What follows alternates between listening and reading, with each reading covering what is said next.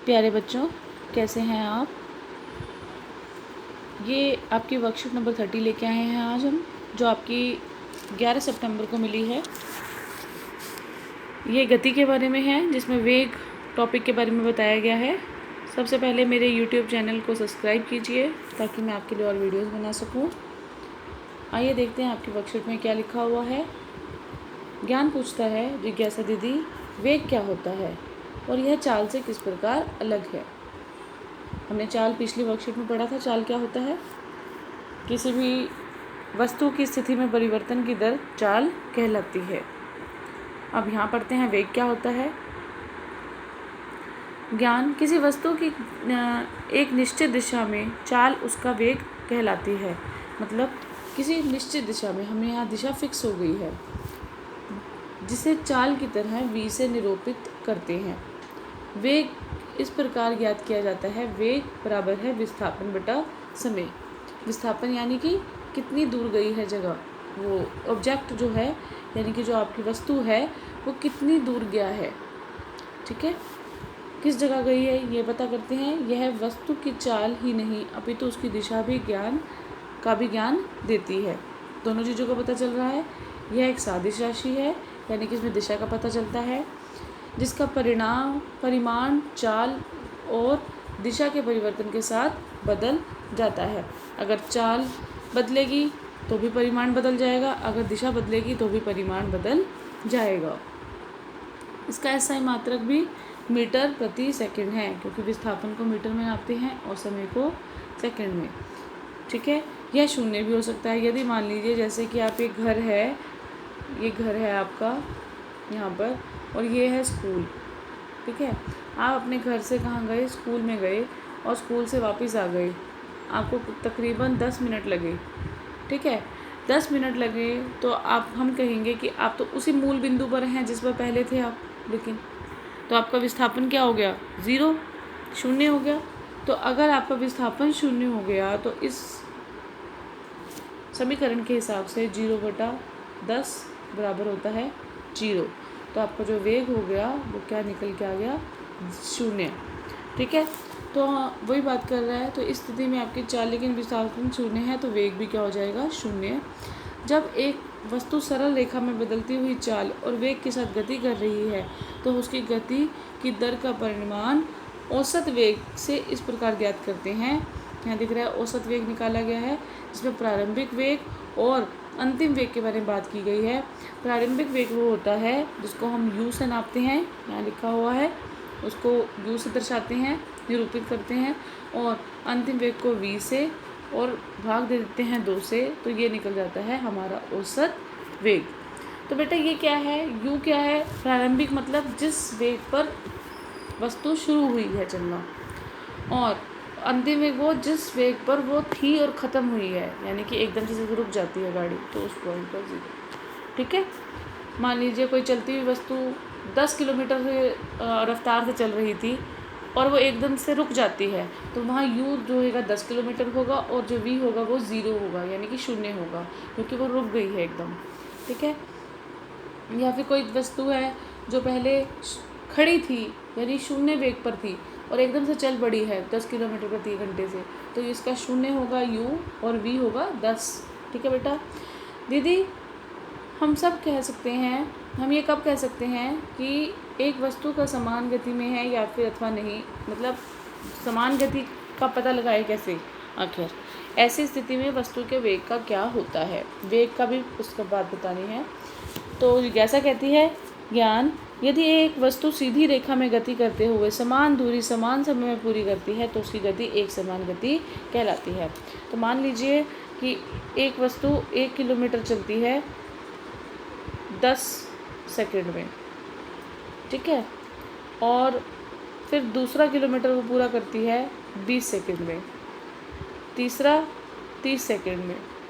तो आप यहाँ दिखाई दे रहा होगा कि बराबर बढ़ रहे हैं किलोमीटर, यानी कि दूरी, और मतलब जो आपका विस्थापन जो है या फिर दूरी कहेंगे इसे, और बराबर ही समय में बढ़ रहे हैं, 10-10 सेकंड के अंतराल पर बढ़ रहा है। तो इस ऐसी गति को जिसमें समान रूप से समान दूरी होती है और समान समय होता है, एक समान समय होता है, ठीक है। तो उसके अंदर क्या होता है, एक समान गति कहलाती है। ऐसी स्थिति में वस्तु का वेग भी एक समान रहता है। यहाँ ध्यान देने वाली बात है, जब एक समान दूरी होगी तो वस्तु का वेग भी एक समान रहेगा। परंतु यदि वस्तु अलग अलग दूरी अलग अलग समय में तय करती है, तो मान लीजिए जैसे कि हम यहाँ बात कर रहे थे अभी बराबर बराबर की, एक समान की, अब यहाँ बात करते हैं असमान की। जैसे मान लीजिए उस किसी वस्तु ने 1 किलोमीटर 10 सेकंड में करा, फिर से हम वही लेते हैं, ठीक है। लेकिन उसने आधा किलोमीटर दूसरे यानी 20 सेकंड हो गए उसको करते हुए, ठीक है। और फिर उसने 3 किलोमीटर कर लिए अगले 25 सेकंड में, ठीक है बेटा। तो आप देख रहे हैं ना तो दूरी बराबर है, एक जैसी है, ना ही समय का अंतराल एक जैसा है। तो क्या हुआ कि अलग अलग दूरी अलग अलग समय में तय करती है। तो इसको ऐसी गति को क्या बोलेंगे, असमान गति।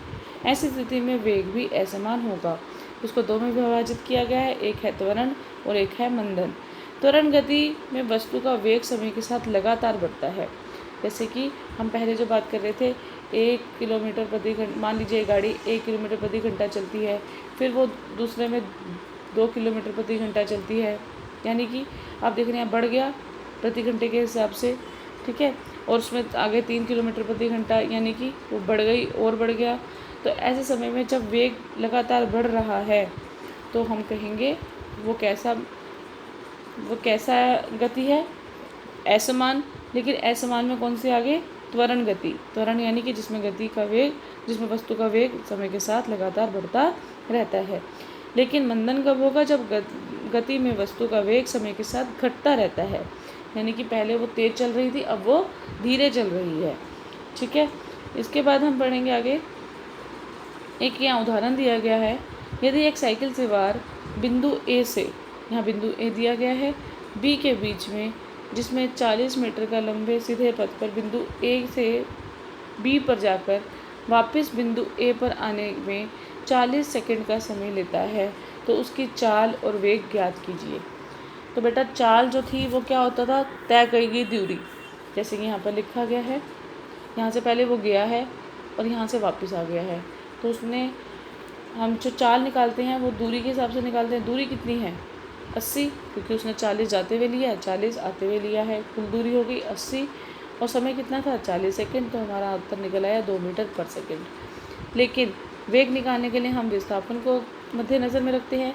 विस्थापन इसलिए 0 हो गया यहाँ पर क्योंकि ये मूल बिंदु पे वापस आ गई है गाड़ी, जहाँ से शुरू हुई थी वहाँ पर वापस आ गई। तो विस्थापन क्या है, 0। तो 0/40 बराबर होगा 0 मीटर पर सेकेंड। तो बेटा ये था आपकी आज की वर्कशीट। सबसे पहले हम इनके क्वेश्चन आंसर्स करेंगे। अब सबसे पहले है वेग और चाल में अंतर बताइए।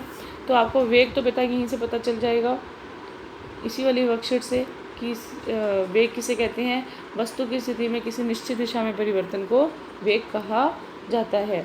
जैसे कि यहाँ पर लिखा हुआ है, उसकी वेग कहलाती है। और इसका जो समीकरण है वो यहाँ पर लिखा है, ये से अपनी कॉपी में ज़रूर लिखिएगा। और इसको मीटर प्रति सेकंड में नापा जाता है और यह एक सादिश राशि है। इसके विपरीत जो आपकी चाल है, ठीक है, तो वो जो चाल का फॉर्मूला मैं यहाँ पर दिखा देती हूँ। कुल दूरी, जितनी समय के हिसाब से कुल दूरी जो तय करी जाती है उसको हम चाल कहते हैं।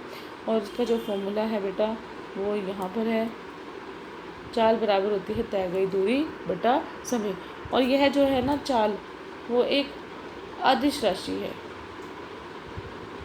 ठीक है। कैसी राशि है, अदिश राशि, ठीक है बेटा। इसके बाद है आपका क्वेश्चन नंबर 2। यदि एक कार 10 मीटर की दूरी 25 सेकंड में तय करती है तो उसका वेग ज्ञात कीजिए। तो बेटा यहाँ पर हम चाल भी निकालेंगे तो भी पता चल जाएगा, क्योंकि यहाँ पर कोई भी विस्थापन नहीं दिया गया है। तो हम चाल के हिसाब से ही निकाल देते हैं, ये इसी हिसाब से।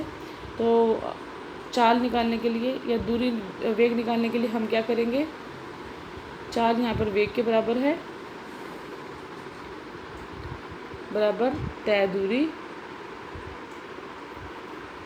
बटा समय तो यहाँ पर जो 100/25 बराबर होता है 4 मीटर पर सेकेंड। ठीक है बेटा, तो ये था आपका प्रश्न नंबर 2। इसके बाद है प्रश्न नंबर 3, जिसके अंदर पूछा गया है यदि एक मोटरसाइकिल सवार या मोटरसाइकिल की खाली हाईवे पर निश्चित वेग से जा रही है। वेग कैसा है? निश्चित। किस प्रकार की गति का उदाहरण है? किस प्रकार की गति चल रही है? तो बेटा इसका उदाहरण आपको मैं बता देती हूँ। ये है आपका समान गति, क्योंकि बराबर समय में बराबर दूरी तय की गई है, तो हम उसको बोलेंगे समान गति। ठीक है बेटा, तो ये थे आपके आज की वर्कशीट नंबर 30 यानी कि 30। नेक्स्ट वर्कशीट आएगी, हम फिर से डिस्कस करेंगे। तब तक के लिए हंसते रहिए, मुस्कुराते रहिए।